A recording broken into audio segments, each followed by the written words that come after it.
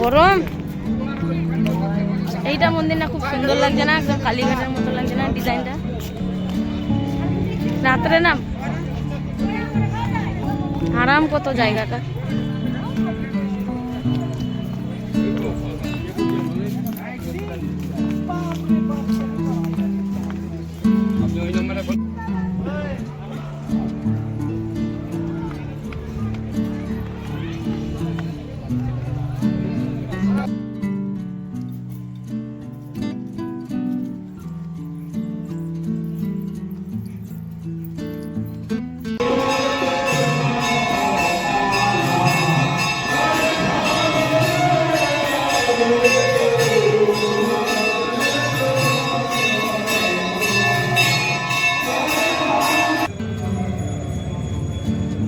এই যে এদিক দিয়ে গেছে জগাই মাথায়।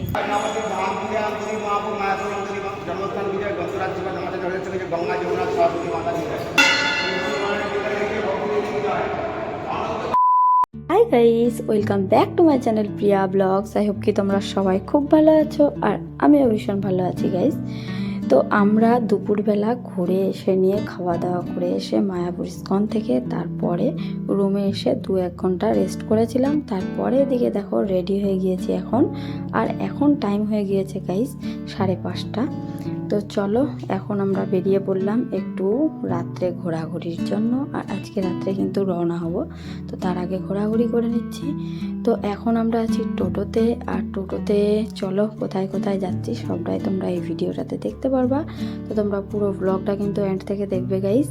তো দেখো এখন আছি আমরা টোটোতে, আর মায়াপুর ইস্কনের চারিদিকে দেখতেই পাচ্ছ কত দোকান পাশার। তো আমরা প্রথমে যাচ্ছি দেখো মায়াপুর শ্রী চৈতন্য মঠের কাছে, সামনে নামলাম। তো টোটোওয়ালাকে বলে দিয়েছিলাম প্রথম থেকে মানে মন্দির দেখাতে, আরও কিন্তু অনেক মন্দির আছে। তো চলো এখানেই প্রথমে নামলাম আগে। তো ভিতরে এখন যাওয়া যাক, তার আগে আমরা এখানে ঠাকুরের কাছে আগে প্রণাম করলাম। প্রথমে এটা হচ্ছে মায়াপুর শ্রী চৈতন্য মঠ, আর এরকম দরজা আছে বড়। তারপরে কিন্তু টোটোতে আমরা জুতো রেখে দিয়েছিলাম, আর এখান থেকে হেঁটে যেতে হবে।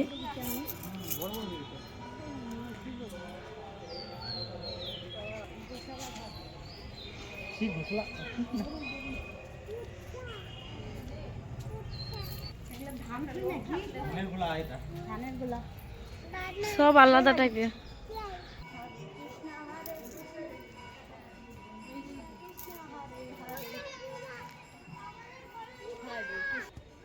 এখন চৈতন্য মঠের মায়াপুরের ভিতরে আছি, আর এটা হচ্ছে রাধা কুণ্ড।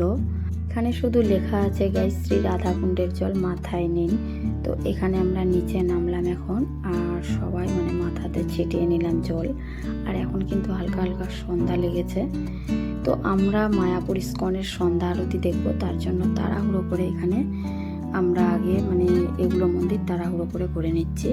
রাধা কুণ্ডের জল আমরা মাথাতে নিলাম, আর তারপরে এখানে দেখো তুলসী মালা আর রজনীগন্ধার মালা বিক্রি হচ্ছে।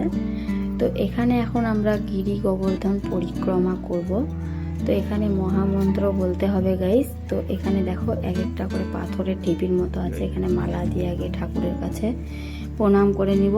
তারপরে এখানে মহামন্ত্র নিয়ে 4 পাক করে ঘুরতে হবে।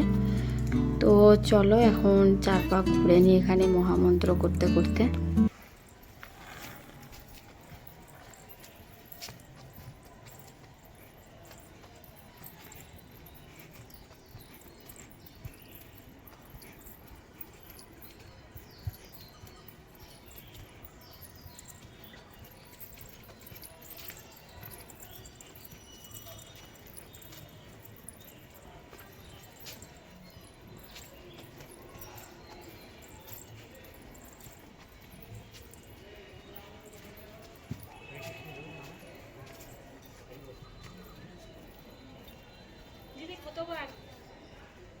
এখানে গিরি গোবর্ধন পরিক্রমা আমাদের কমপ্লিট হয়ে গেল গাইজ, আর এটা কিন্তু আসলে পরে এখানে করতেই হয়।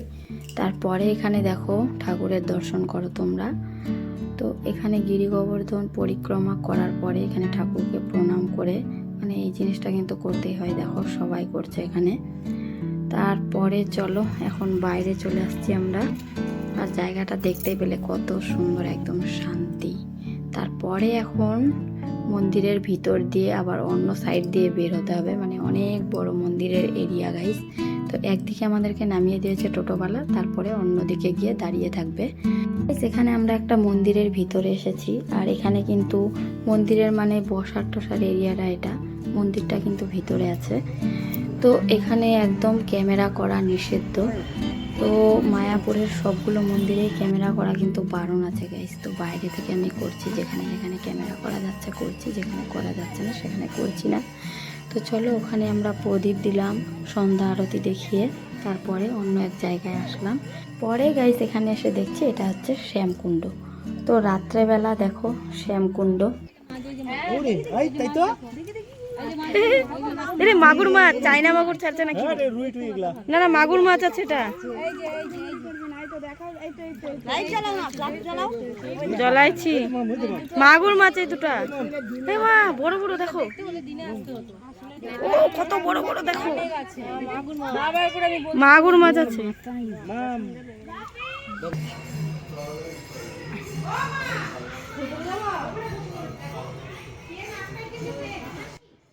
শ্যামকুণ্ড থেকে এখন আমরা উপরে আসলাম, আর এখানে কিন্তু প্রভুপাদের সমাধি মন্দির আছে, যেখানে ক্যামেরা করা বারণ। তো চলো বাইরে থেকেই তোমাদেরকে দেখিয়ে দিলাম। আর চারিদিকের জায়গাটা দেখো, এত শান্তি গাইস, কি বলবো। আর এখানে কিন্তু এখন সন্ধ্যার টাইমে সব মন্দিরে সন্ধ্যা আরতি চলছিল। শ্রী চৈতন্য মঠের কিন্তু অন্য সাইডে নেমেছিলাম, আর এখন আরেকটা সামনের গেট দিয়ে অন্যদিকে এখন মানে বের হচ্ছি। আর সামনে কিন্তু টোটোওয়ালা দাঁড়িয়েছিল। তো চলো এখান থেকে বেরিয়ে এখন অন্য এক জায়গায় যাচ্ছি। তো আমরা খুব তাড়াহুড়ো করে মন্দিরগুলো দেখছিলাম, ভাবছিলাম যদি ইস্কনের কাছে আমরা সন্ধ্যা আরতিটা দেখতে পাই। পরে গাইস আমরা একটা মন্দিরে চলে আসলাম, আর এটা হচ্ছে শ্রী অদ্বৈত ভবন আর গদাধর আঙ্গন, এখানে লেখা আছে দেখো। তো এখানে আমরা নামলাম, আর চলো এখন মন্দিরের ভিতরে যাওয়া যায়।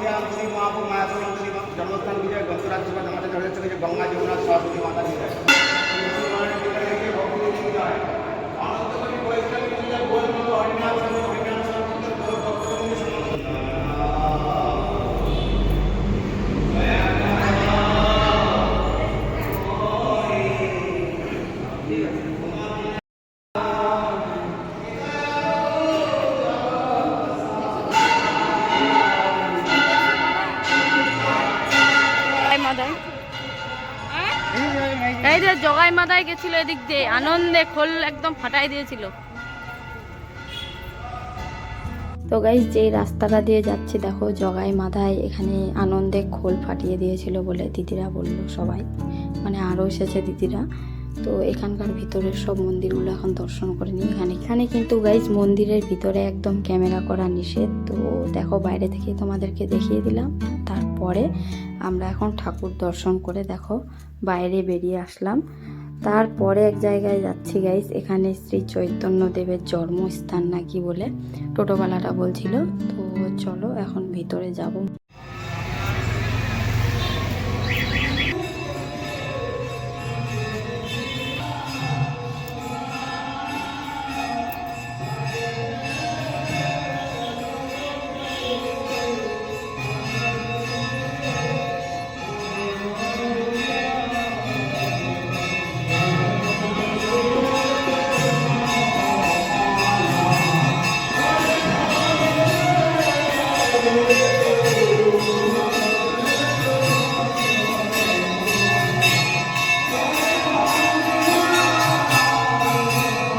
কিন্তু ভিতরে ক্যামেরা করা নিষেধ ছিল, তার জন্য বাইরে থেকে তোমাদেরকে দেখালাম। আর এরিয়াটা কিন্তু বিশাল বড় ছিল গাইস, একটু একটু করে আমরা শুধু দেখেছি।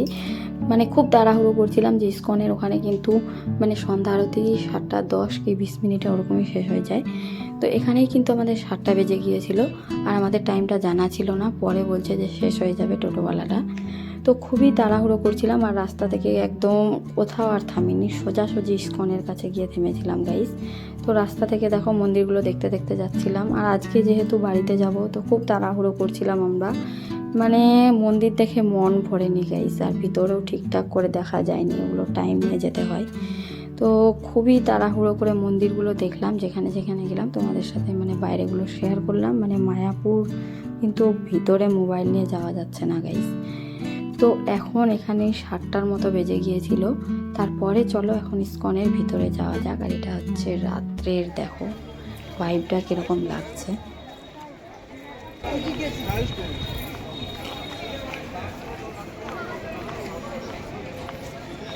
গরম। এইটা মন্দির না খুব সুন্দর লাগছে না? একদম কালীঘাটের মতো লাগছে না ডিজাইনটা? রাত্রে না আরাম কত জায়গাটা।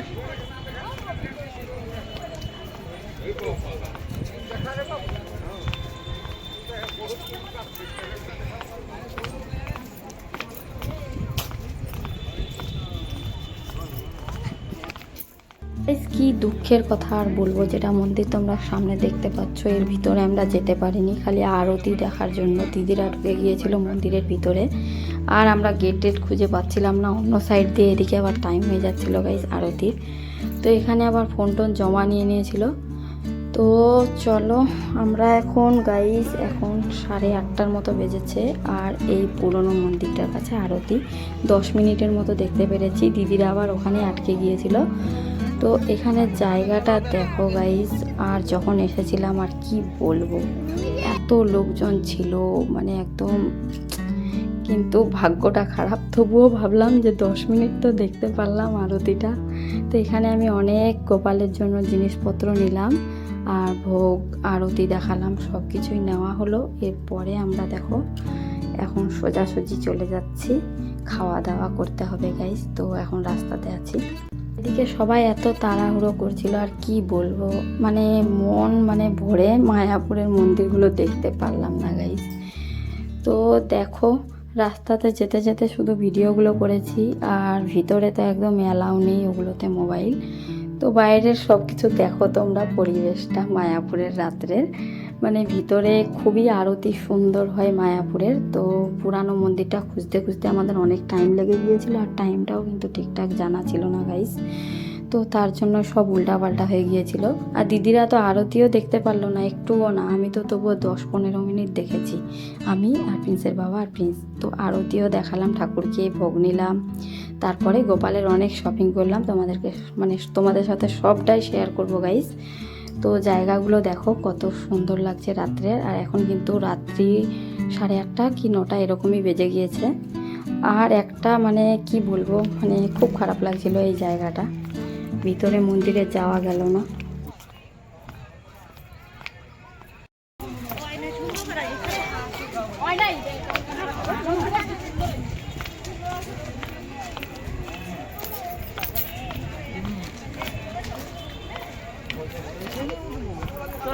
রাত্রে দেখছো কত সুন্দর লাগছে?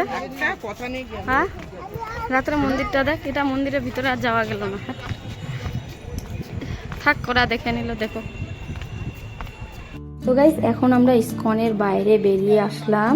আর আজকের ব্লগটা তোমাদেরকে কীরকম লাগলো তোমরা কিন্তু অবশ্যই কমেন্ট করে জানাবে। তো এরপরে খাওয়া দাওয়া করব, সবটাই তোমাদের সাথে শেয়ার করব নেক্সট ব্লগে। তো চলো আবার নেক্সট ব্লগে দেখা হচ্ছে, বাই।